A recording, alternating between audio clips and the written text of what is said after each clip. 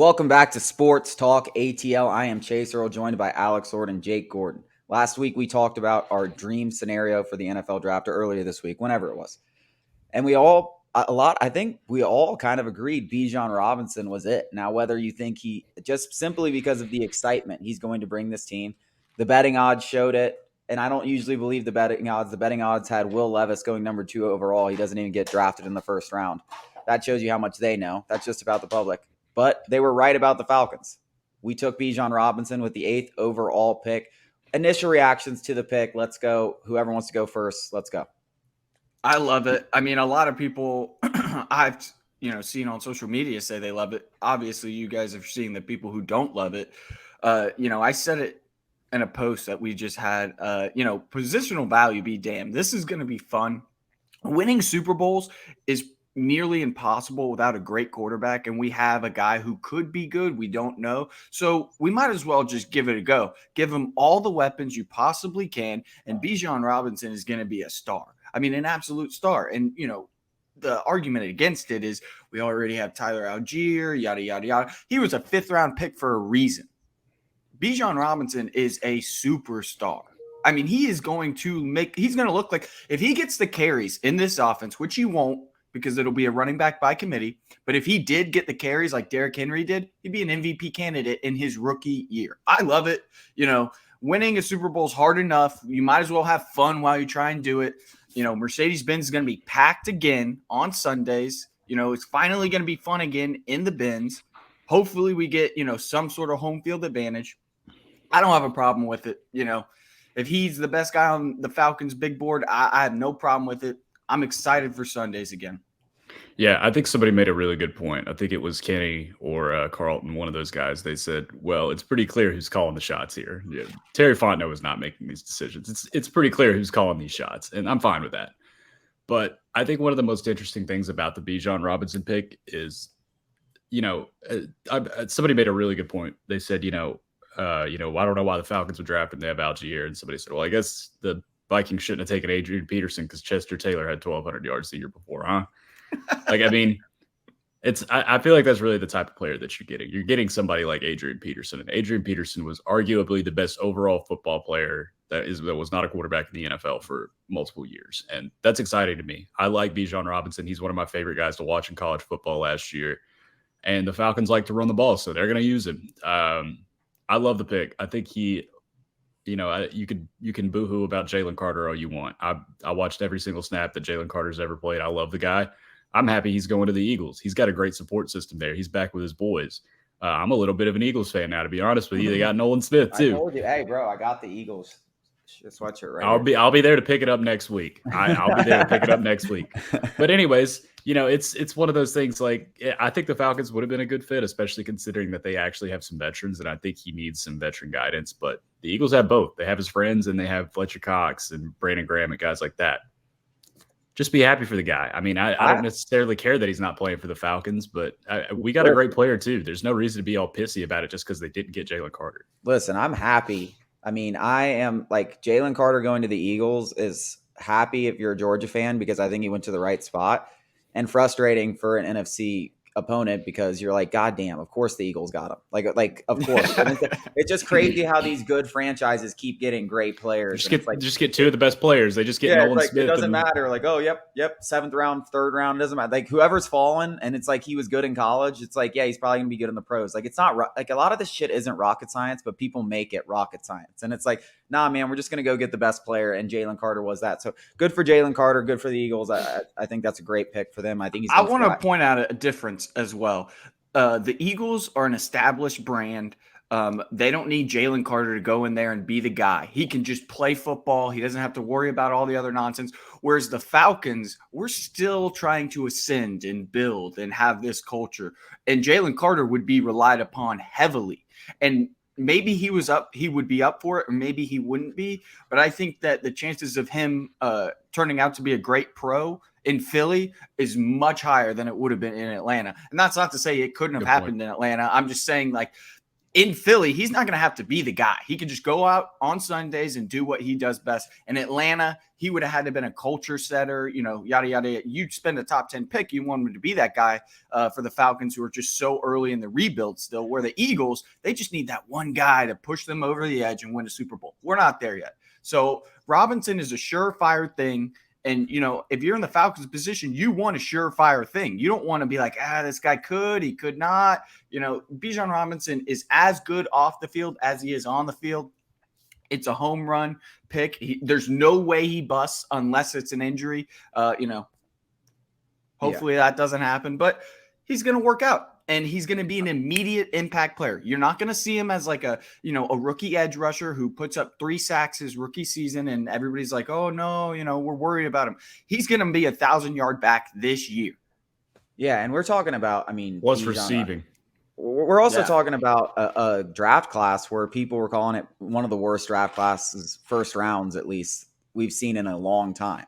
And if you got a guy who's sitting there and, Terry Fontenot said it's a horizontal board across, and if everyone's an 80, 85, 78, whatever they are, Bijan Robinson was a 98. And they were just like, it doesn't matter. Let's take the guy who's going to be a fucking stud. We run the ball more than anyone in the league. We're going to run the ball 30 times a game. Tyler Algier is still going to be a prevalent part of this offense.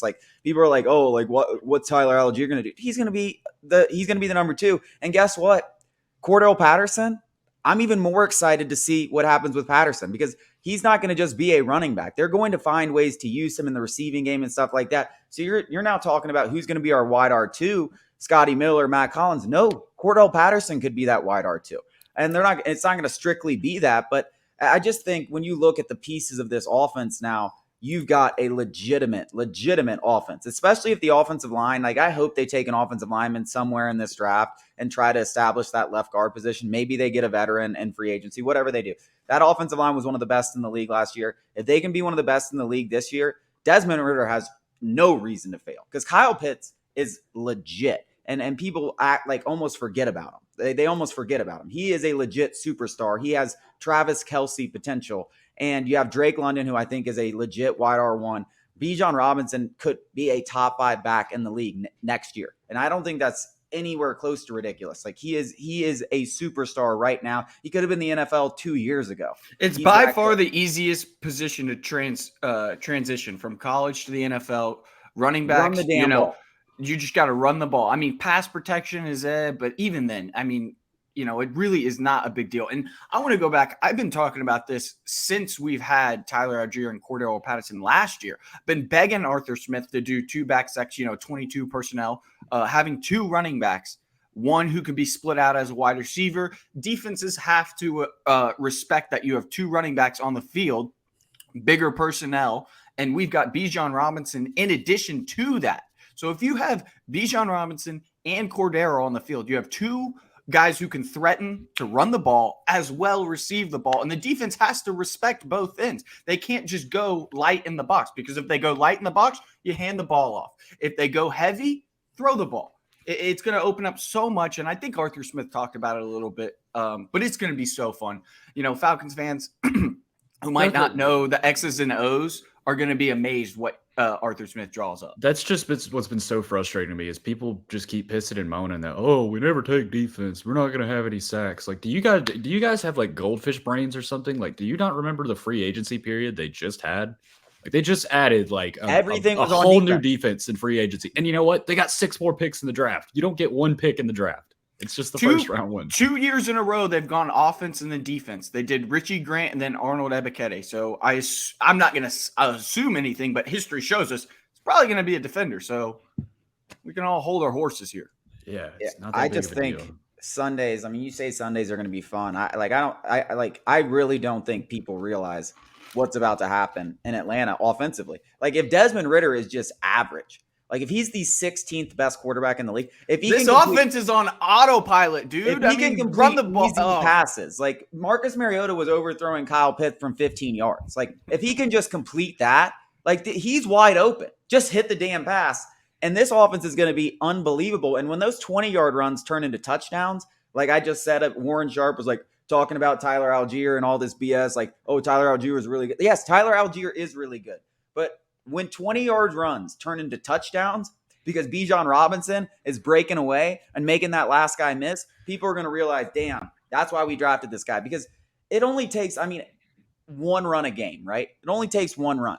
And that's the difference. Like Tyler Algier doesn't have the breakaway speed, that last burst explosion to turn those into touchdown. Bijan Robinson's going to turn that into touchdown. It only takes one of those a game. And he's going to do it. Like he is going to do it. He is that good. And he's a can't miss prospect. And it's just like people are upset about it. I just don't understand how some people can't wrap their minds around adding to his strength. Like I understand. Okay, let's say you have Bijan and Algier, and then you spend a first round pick on a running back. All right, we're kind of towing some lines here. Cordero Patterson's not going to be around forever, and we already talked about the fact that he can play, some receiver and do a lot of different things.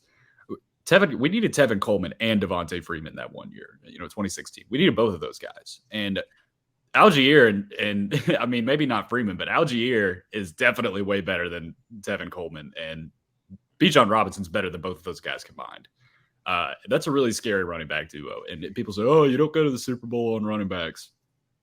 Well, you know what you do? I agree. I want to running the ball and playing defense. Let me reiterate something that Jake just said, and that's a big point. There's been like 3 running backs in the last 25 years that have been able to handle the load of being a 3-down back. Adrian Peterson, Derrick Henry, those are the first. And Adrian Peterson still tore his ACL too. Yeah, I'm just saying though, you need other running backs. Like this isn't, 3-down guy, And just like you said, Cordero Patterson, he's gone next year. He's old, and they just spent an 8 overall pick on a running back. It's going to be those two for the next 4 or 5 years. And you need them. You don't want to burden Bijan Robinson with 500 touches a year. You want him to last. You want him to be there for the, probably a second contract. So the whole, we already had a running back. This isn't like a quarterback position where only one can play. Running backs can play at the same time and they can alternate runs. It's just crazy to me that people aren't seeing the potential of it and are harping on the negatives. Like, I'm a negative guy sometimes, but this is just all gravy. Like, it's fun. It's like it's our own Madden franchise. Like, this is what we would all do in Madden, is draft the best running back and play with them. Like, I also think the Lions trading up for Jahmyr Gibbs for the 12th pick, I think that actually makes Atlanta's pick look a lot better. Jahmyr Gibbs is also, I love Jahmyr. He's good. Yeah, no, he's good. But it definitely doesn't make it as much of an outlier. A lot of this draft it's just like, dude, you got 2 guys that are going to be a studs in Jahmyr Gibbs and Bijan Robinson. Everybody else that was after maybe pick 1 and Bryce Young. Maybe Will Anderson. Everyone else, you were kind of like, they could be good. Like, they could. But the 2 surefire picks I can guarantee are going to be good in the NFL. 2 guys I can guarantee outside of Bryce Young, because I'll guarantee Bryce Young will be good. Jahmyr Gibbs and Bijan Robinson. Like, those guys are going to be studs. It's the easiest. Like, as far as I'm never going to say I'm an NFL scout. I laugh at the whole Twitter arguments because I'm like, you guys don't know anything. Like, none of you guys, the NFL GMs, half of them don't know anything. You guys definitely know. They're just hoping. They're just hoping.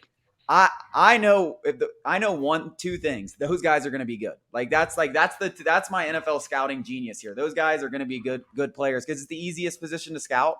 I know those guys can run the ball. You don't have to catch. I mean, Bijan Robinson can catch. Jahmyr Gibbs can catch. You don't have to. Just literally hand it off and let him be athletic. If you draw up the offense, which nobody's better than maybe Kyle Shannon and Arthur Smith at dialing up run plays, you give him a hole to run through. He's going to run through it. He's going to make plays. It's a home run. It's a home run. It is a home run. Now, there might be a pick you could say, oh, man, we passed off later. We passed up on a Hall of Famer. Maybe we did. Maybe we did. I'm sure someone in this class after that we picked is going to end up being great. But I know this guy's going to be good. The percentage that Bijan Robinson hits versus all the other guys is so wide. Like, there's such a small chance that Bijan Robinson busts. And with a top 10 pick, you want to be sure. You want to have the surefire guy, safe pick. He's going to be a stud. Day one. That's what I'm saying. It's like, we've been waiting on, Richie Grant, Arnold Ebiketie, these guys to kind of develop. And even Kyle Pitts, he's going through some development. A lot of that was Marcus Mariota, but still, He's still going through it. Like adjusting to the NFL as a running back is like that. It's seamless. Like Chase said, take the ball and run. Chase brought up a good point too. Let's talk about opportunity cost here. So I'm aligned with you on this, Alex. I think that Jalen Carter is going to be more successful in Philly than he would be in Atlanta. And for that reason, I'm happy for him. And, I'm not even really going to talk about him that much because I think he needs to be somewhere like Philadelphia with that strong culture, with his teammates, with good veterans. It's the perfect situation for somebody like that. And, of course, the team coming off the Super Bowl just steals probably the most talented player in the draft. But look at the next couple picks. Darnell Wright, no thanks. Pure right tackle, McGarry. Peter Skoronski, that's a guard. Taking a guard with the 8th pick. You can't bitch about a running back with the 8th pick if you're going to take a guard with the 8th pick. Jahmyr Gibbs, another running back, not as good as Robinson. Van Ness, maybe. I mean, he could be pretty good. We'll see. Broderick Jones, tackle. Probably don't need him. Will McDonald, no thanks. And then Christian Gonzalez with the 17th pick. Like, who do they really give up here? I mean, it's easy to go back in a couple years, and hindsight's 2020, but who did they really give up here? I agree. No, that's a great point. Like I said, it was one of the worst drafts as far as first round picks, which is why we said there's 8 guys we could like, but absolutely none of them we were sure about, like Bijan Robinson. Yeah.